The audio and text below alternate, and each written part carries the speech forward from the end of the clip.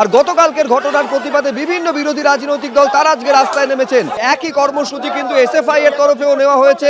সেই ছবিটা বলবো প্রকাশকে দেখাতে কলেজ স্ট্রিট থেকে। প্রকাশ, তখন আমরা দেখলাম যে এসএফআই এর ছাত্রছাত্রীরা, স্টুডেন্ট ফেডারেশন অফ ইন্ডিয়া, তারা কিন্তু কলেজ স্ট্রিট মোড়ে এসে রাস্তায় আগুন জ্বালিয়ে তারা কিন্তু বিক্ষোভ দেখায়। ক্যান্সারে নেই আর ভয়, NCRI হবে এর জয়। আপনাদের ভরসা নেতাজি সুভাষচন্দ্র বোস ক্যান্সার হসপিটাল। এবং বিক্ষোভের পরে একদিকে এসএফআই, অন্যদিকে কিন্তু কংগ্রেস, অর্থাৎ কলেজ স্ট্রিট মোড়ে দুদলই কিন্তু বিক্ষোভ দেখাচ্ছে। আমরা কথা বলবো যারা বিক্ষোভ দেখাচ্ছিল। মূলত গতকাল যে ঘটনা ঘটেছে তার বিরুদ্ধেই কিন্তু আপনাদের আজকে বিক্ষোভ কর্মসূচি। আরও কি দাবি? কালকে আমরা দেখেছি আন্দোলনকারী যারা শিক্ষক, যারা চাকরি প্রার্থী, তারা হচ্ছে গিয়ে নিজেদের কথা বলতে, হকের কথা বলতে তারা ডিআই অফিসে গেছিল। সেই ডিআই অফিসে এই রাজ্যের, আমরা তো বলি পুলিশ এখন আর পুলিশের ভূমিকা পালন করে না, পুলিশ হচ্ছে এই রাজ্যের তৃণমূলের সরকারি গুন্ডায় পরিণত হয়েছে। যারা শিক্ষক, যারা সমাজ বদলের কারিগর, তাদেরকে হচ্ছে ওইভাবে লাথি মারছে, বুকে পেটে লাথি মারছে, হচ্ছে গিয়ে লাঠি দিয়ে মারছে, ওটাকে ক্রিমিনাল না অ্যান্টি সোশ্যাল, ওদেরকে মারছে। পুলিশ বলছে যে যারা গিয়েছিল তারাই প্রভোগ করেছে। পুলিশ এরকম গোল গোল কথা বলে একটা সুদীপ্ত গুপ্তা একটা মইদুল মিদ্দাকে অলরেডি মেরে ফেলেছে। তাহলে সুদীপ্ত গুপ্তা মইদুল মিদ্দাকে মারার তার যে বিচার, সেই বিচার কি এখনো দিয়েছে? একেবারে এইটাই প্রশ্ন। গতকালকে যে ঘটনা ঘটেছে এবং পুলিশের যে ভূমিকা গতকাল দেখা গিয়েছে, সমাজের বিবেককে তা নাড়িয়ে দিয়েছে। সেই কারণে বিভিন্ন জায়গায় এই প্রতিবাদ সোচ্চারিত হচ্ছে। শুরুতে আমি সুকান্তর কাছে এই কারণে যাব, একেবারে গতকাল চাকরিহারারা যেভাবে আক্রান্ত হয়েছেন, পুলিশের দ্বারা আক্রান্ত হয়েছেন, লাঠিচার্জ থেকে লাঠিচার্জ কোনো কিছুই বাদ যায়নি, তার প্রতিবাদ।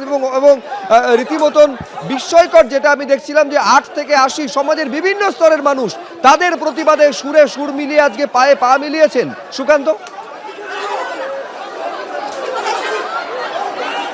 একেবারে দেখো, যারা চাকরি হারিয়েছেন সুপ্রিম কোর্টের নির্দেশে তারা তো আজকে ছিলেনই রাজপথে, তার পাশাপাশি তাদের আহ্বানে ডাক দিয়ে আরজিকর কাণ্ডের সময় যারা রাস্তায় নেমেছিলেন সেই সুধী সমাজ, বিশিষ্টজন এবং জুনিয়র ডাক্তাররা পর্যন্ত আজকে কিন্তু প্রতিবাদে হেঁটেছেন। এবং আজকে যে সময় মিছিল শুরু হয়েছিল, একেবারে গরম, প্রবল গরমের মধ্যে মাথায় ছাতা দিয়ে তারা কিন্তু রাস্তায় নেমেছিলেন এবং সুদীর্ঘ প্রায় 8 কিলোমিটার রাস্তা 1.5 ঘন্টা ধরে তারা শিয়ালদা থেকে ধর্মতলাতে আসেন। ডরিনা ক্রসিং এ তারা বেশ কিছুক্ষণ বসেন এবং এই মুহূর্তে দাঁড়িয়ে তোমাকে একবার ছবিটা সরাসরি সেমন জানা দেখাবে, লাইন দিয়ে পরপর যাদেরকে তুমি বসে থাকতে দেখছো তারা এই সুপ্রিম কোর্টের নির্দেশে যারা চাকরি হারিয়েছেন। এবং গতকালকে কসবা ঘটনাতে যে ঘটনা ঘটেছে, যেখানে পুলিশ অকথ্য অত্যাচার করেছে, একেবারে তাদের আগেই কিন্তু সুপ্রিম কোর্টের নির্দেশে পেটে লাথি পড়েছিল। কিন্তু গতকালকে তারা যেটা দেখেন যে তারা প্রতিবাদ করতে গিয়ে তাদের কিন্তু কার্যত পুলিশের লাথিও খেতে হয়েছে। এবং সেই প্রতিবাদে তারা কিন্তু এই মুহূর্তে একেবারে রাস্তায় বসে আছেন। এবং আজকে ঠিক এই জায়গা থেকে এই আন্দোলনের পরবর্তী কি রণকৌশল হবে সেটা তো ঠিক হবে। আমাদের সাথে একজন চাকরিহারা রয়েছেন। ইতিমধ্যে কলকাতা পুলিশের তরফে একাধিক পোস্ট, ভিডিও তারা সামনে আনছেন, যেখানে বলা হচ্ছে যে আপনারাই প্রভোকেশন দিয়েছেন, আপনারাই পেট্রোল দিয়ে জ্বালিয়ে দেওয়ার কথা বলেছেন, আপনাদের বিরুদ্ধে 2টি এফআইআরও করা হয়েছে। কি বল?